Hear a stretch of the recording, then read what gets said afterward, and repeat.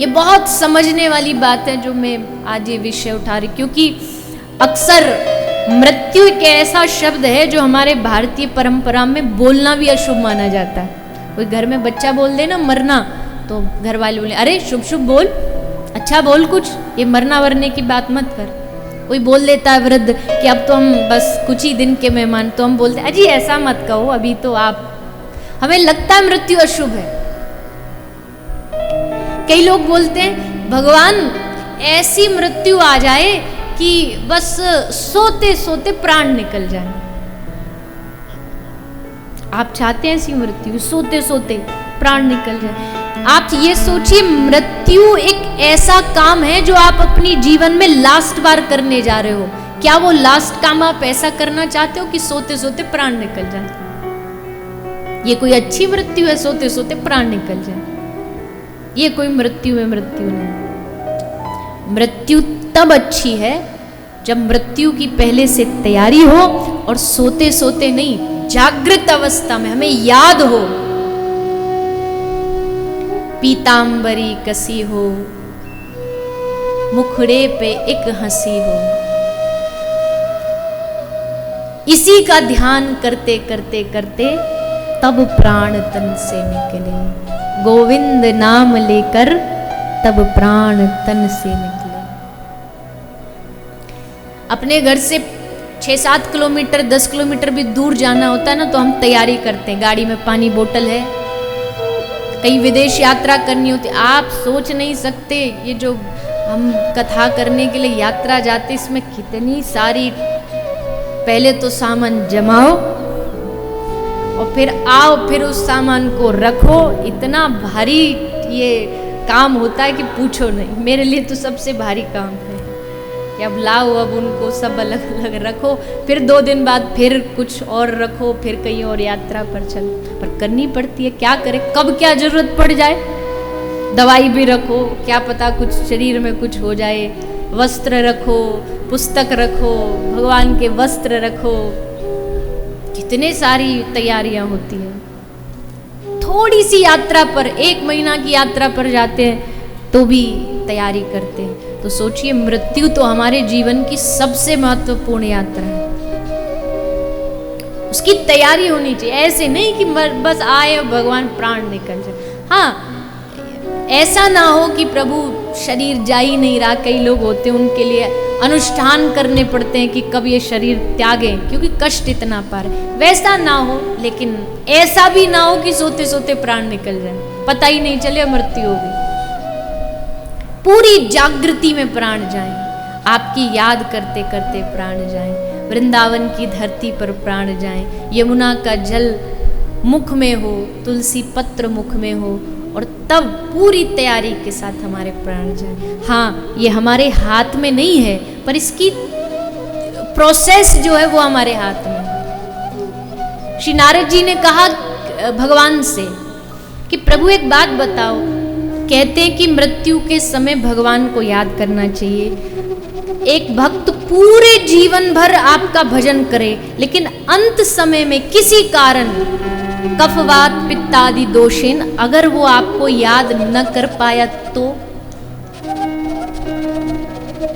जीवन भर उसने भक्ति की है, लेकिन अंत में अगर उसका शरीर काम नहीं दे रहा, कंठ काम नहीं दे रहा, मन वृत्ति काम नहीं दे रही, तब अगर वो आपको याद नहीं कर पाया तो भगवान ने नारद जी से कहा कि अगर वो मुझे याद नहीं कर पाया उस समय, तो मैं उसको याद करूंगा। ये मेरी प्रतिज्ञा है, मेरा वादा है, पर शर्त है कि सारे जीवन भर उसने मुझे याद किया हो।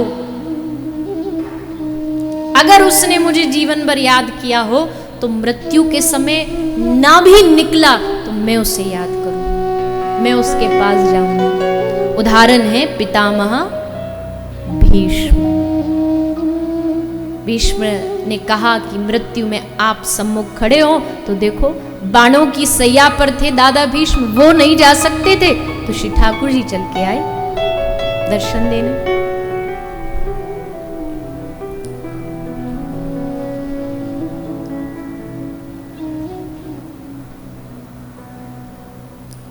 मृत्यु बुरी नहीं है, लेकिन हमेशा याद रखें कि ये एक विकास की यात्रा है जो आगे विकास की ओर जाती है। हाँ, जीवन में कर्म अच्छे करेंगे तो विकास की ओर जाएगी, और जीवन में कर्म अच्छे नहीं करेंगे तो विनाश की ओर जाएगी, अनंत अंधकार की ओर जाएगी। इसलिए प्रयास करें जीवन में अपने जन्म के जीवन का जो प्रोसेस है, हानि लाभ जीवन मरण जप अपयश विधि हाथ। गोस्वामी तुलसीदास जी कहते हैं भैया जन्म हमारे हाथ में नहीं। आपने डिसाइड किया था आपको किस घर में जन्म लेना है? आपने निर्णय किया था कि आपको किस कुल में जन्म लेना है?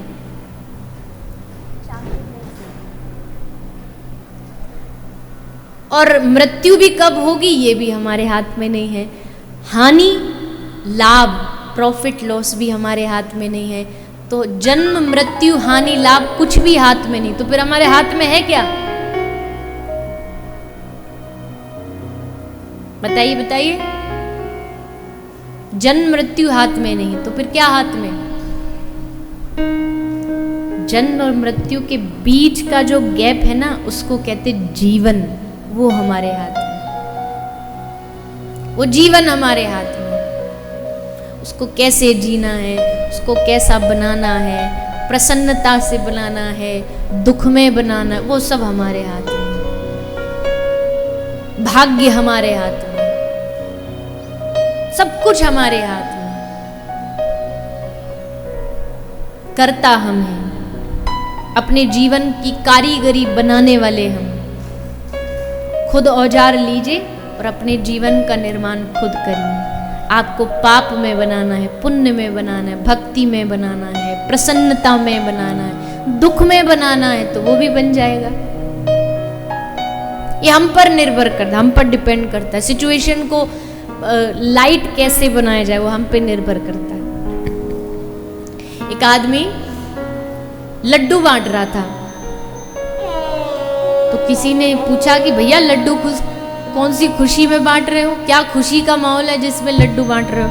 तो बोला मैं लड्डू इसलिए बांट रहा हूं मेरी घोड़ी खो गई है। तो उसने कहा भले आदमी घोड़ी खोने पर कोई लड्डू बांटता है, ये तो दुख की बात है। तो दुख की बात है तो तू इतना खुश क्यों हो रहा है, इतना सुखी क्यों हो रहा है? तो उसने कहा दुख की तो बात है कि घोड़ी खो गई है, पर सुख की बात है कि उस समय घोड़ी के साथ हम नहीं थे, नहीं तो हम भी खो जाते, इसलिए लड्डू बांट रहे हैं। अब देखो कैसे उसने अपनी सिचुएशन को, अपनी परिस्थिति को एकदम हल्का बना लिया। खो गई घोड़ी पर वो इसलिए खुश हो रहा है कि हम नहीं खोए घोड़ी के संग में। चलो घोड़ी तो खोई है, मिल जाएगी, हम खो जाते तो कैसे मिलते।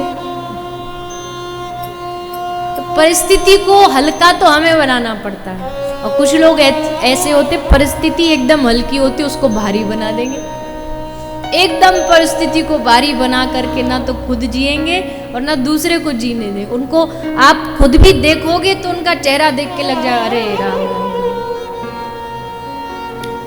परिस्थिति को हल्का बनाना पड़ता है अपनी बुद्धि से। जाने दो, हरी इच्छा छोड़ दो।